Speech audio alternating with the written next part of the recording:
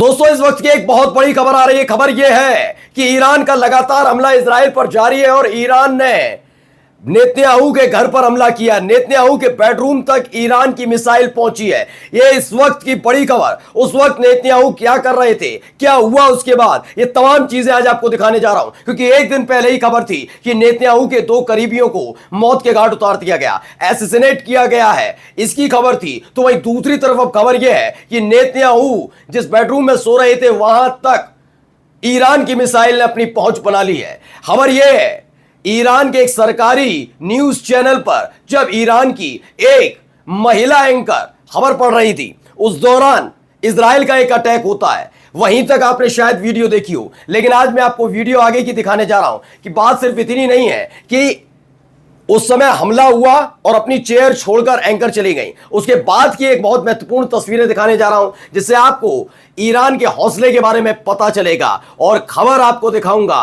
कि जैसे ही हमला ईरान के न्यूज चैनल पर हुआ, वैसे ही ईरान ने भी पलटवार किया है। इजराइल के एक न्यूज चैनल को हैक किया गया और वहां कुछ ऐसा चला दिया गया जिसकी वजह से एंकर से लेकर सब कुछ दहशतजदा हो गए। और दिखाऊंगा पूरी तरीके से तानाशाही पर नेतन्याहू उतर आए हैं। जो लोग देश छोड़कर जाना चाहते हैं, इजराइल के लोग, उनके साथ कैसा सलूक किया जा रहा है वो भी देखिएगा। नमस्कार, मैं हूं प्रज्वल गौतम और आप देख रहे हैं टाइम्स एक्सप्रेस। बिना देर किए सबसे पहले बड़ी खबर आपको दिखाने जा रहा हूं। ये खबर देखिए। ये खबर है, मेरे बेडरूम में तेहरान ने दागी मिसाइल, मुझे मारने की कोशिश की।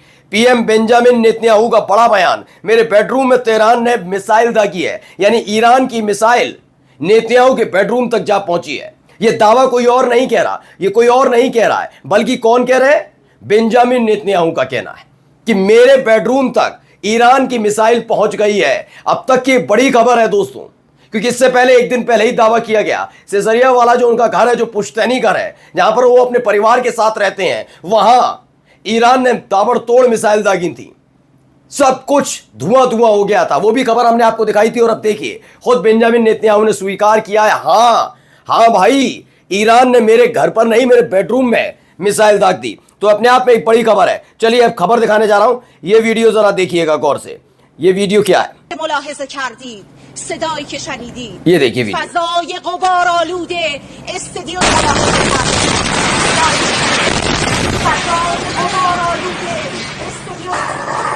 देखिए, अचानक से धमाका हुआ, वो पढ़ रही थी खबर, चली जाती हैं।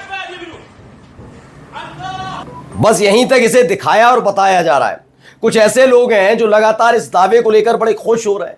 वो कह रहे हैं, अरे वाह, ये कर दिया ना, हवा टाइट हो गई ना, ईरान की महिला एंकर भाग खड़ी हुई ना, जब मिसाइल दागी गई तो कैसे हालात हो गए ना। इस तरह की बातें कही जा रही हैं। लेकिन आज मैं आपको दिखाऊंगा कि उसके बाद क्या हुआ। लेकिन पहले देखिए, उमाशंकर सिंह लिखते हैं, ईरान के स्टेट टीवी पर हमला जब ब्रॉडकास्ट चल रहा था, इसके फौरन बाद ईरान की तरफ से एक नसीहत दे डाली गई। क्या नसीहत? देखिए, ईरान के सरकारी चैनल पर इस हमले के बाद ईरान ने इजराइल के चैनल 12 और चैनल 14 को खाली करने को कहा। मकसद अपने सरकारी चैनल पर हुए हमले का बदला लेना है। उन्होंने कह दिया, भाई ये चैनल 12 और चैनल 14 नाम का जो चैनल है इजराइल के, वो छोड़कर चले जाए अपने अपनी इमारतें। फिर ये मत कहिएगा कि दिक्कत हो गई, परेशानी हो गई। उन्होंने कह दिया है। ये आपको दिखाऊंगा उसके बाद ईरान ने क्या किया। लेकिन अब पूरी वीडियो देखिए। उसके बाद दोबारा से वो महिला एंकर आती हैं और क्या करती है, देखिए।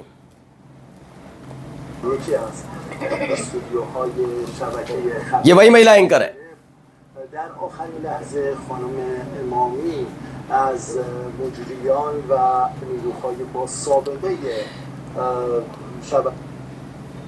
तो एक खबर निकल कर आई। देखिए, अब आप समझ गए। लोग बहुत खिल्ली उड़ा रहे हैं ना कि हवा टाइट हो गई, तुम क्या लड़ोगे, ये तमाम चीजें कर रहे हैं। आइए अब आपको दिखाता हूं चैनल 14 के साथ क्या हुआ है। जरा इस वीडियो को जरा गौर से देखिएगा।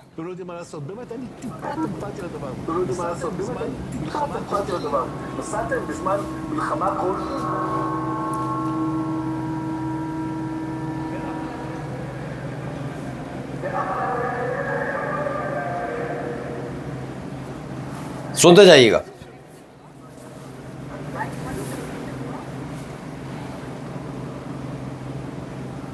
समझे क्या हुआ? मैं बताता हूं।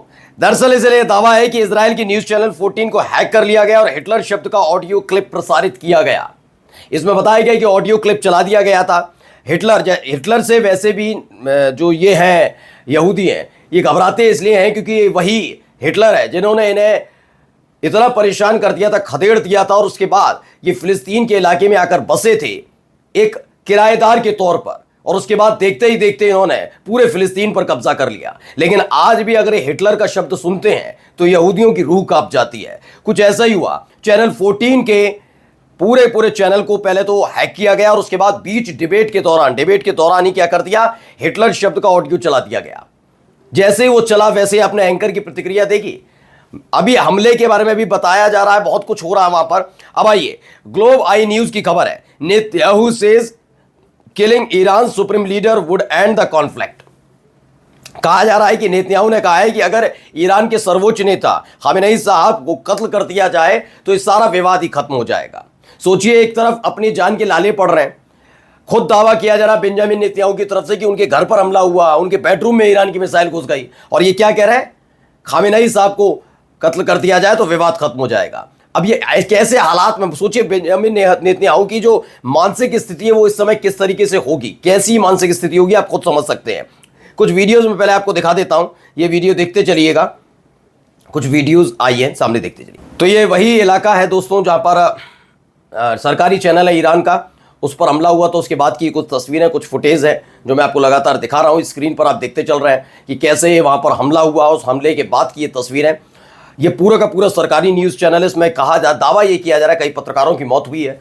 खबर ये भी है कि ईरान पूरी तरह से गुस्से से लबालब है और वो जल्द ही बदला लेने की कोशिश में है। चलिए अगली खबर आपको दिखाने जा रहा हूं। ये देखिए तेल अवीव की वीडियो। तो तेल अवीव की वीडियो है जिसमें लोग भाग रहे हैं एयरपोर्ट पर। दरअसल हुआ यह है कि जब से हमले शुरू हुए हैं और खबर निकल कर आई कि बेंजामिन नेतन्याहू ने देश छोड़ दिया है, उसके बाद से ही हालत यह है कि लोग डरे हुए हैं, घबराए हुए हैं। लोगों में हालत ऐसी हो गई, भगदड़ सी मच रही है, देश छोड़कर भागना चाहते। कई लोग छोड़कर भी जा चुके हैं। लेकिन अब इजराइल की सरकार घबरा रही है। उसे लग रहा है कि अगर पूरा इजराइल खाली हो गया तो कैसे हम भरोसा दिलाएंगे दुनिया को कि हम सबसे ताकतवर हैं। इसलिए उन्होंने तानाशाही पर उतरे। अब तानाशाही क्या की जा रही है वो पहले देख लीजिए, इस तस्वीर के जरिए आप समझ जाएंगे। ये खबर है, ये कौन है, मिरी रेगेव हैं। इन्होंने क्या किया, Miri Regev confirm this announcement a little over an hour, any diplomats and tourist will be allowed to leave. यानी जो मिरी रेगेव हैं ये ट्रांसपोर्टेशन मिनिस्टर हैं इजराइल के।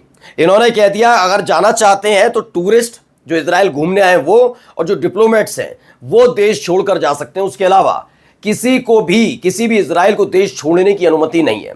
अब सोचिए, बेंजामिन नेतन्याहू को जमानत चला जाए, बेंजामिन नेतन्याहू का बेटा चला जाए, उनके परिवार चले जाए, लेकिन इजराइल की जनता ना जा पाए, वो ईरान के उस हमले को झेलती रहे, ये एक नया फरमान जारी किया गया है।